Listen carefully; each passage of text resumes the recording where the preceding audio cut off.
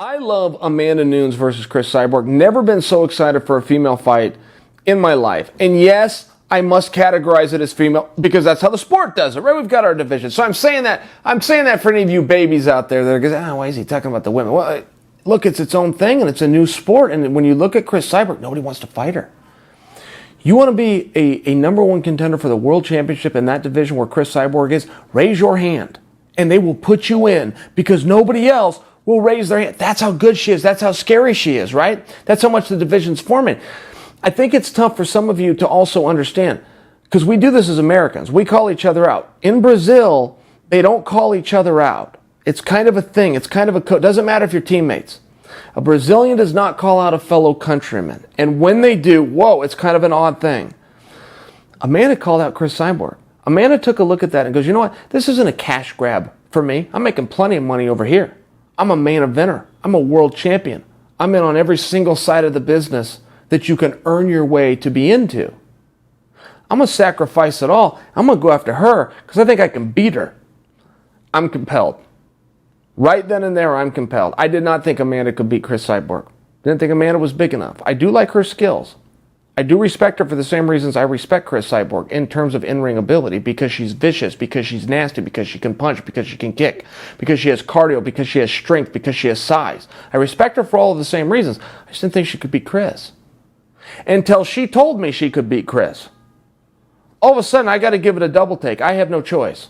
I am no different than you guys. That is compelling to me. We all look at one another. We all size each other up.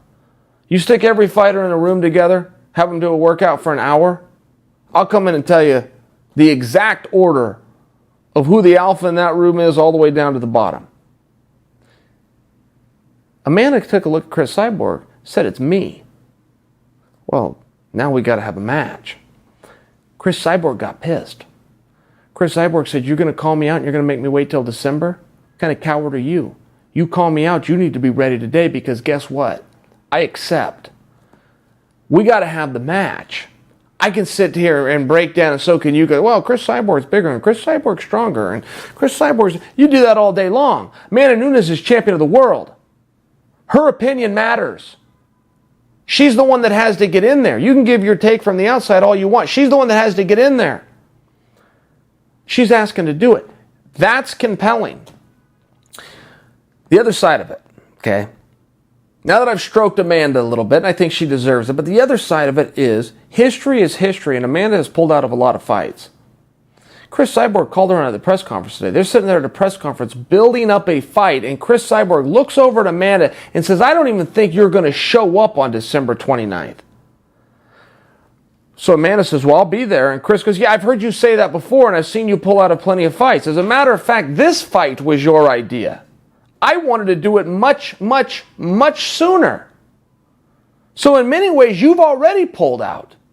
You called me out, and I accepted for a date in August. And now we got to do it December 29th. In my eyes, you've already pulled out. So Amanda came back, and she just leveled and goes, look, I don't do it the same as you do, Cris. I give myself some time. I don't look at you as an easy fight. Maybe you look at me like that, but I don't look at you as that. I need to be prepared. When I'm prepared, I can beat you. Never said I could beat you on any given time. Said I can beat you if I have time to prepare, and that's what I've done. I accepted the answer. I think that that's fine. But I thought from a psychological standpoint, and I appreciate it as a fan, because I also worry that that fight won't happen. Look, history repeats itself. I think that I know this is playground rules. I know this is schoolyard rules to tell a kid you won't do something as a way of trying to get him to do it. I understand that, but it works at the highest of levels. The things you learned on the playground in 6th grade and 7th grade, 3rd grade, they carry over to life, and they damn sure carry over to the octagon. So Cris Cyborg calling Amanda out publicly and saying, I don't even think you're going to show up,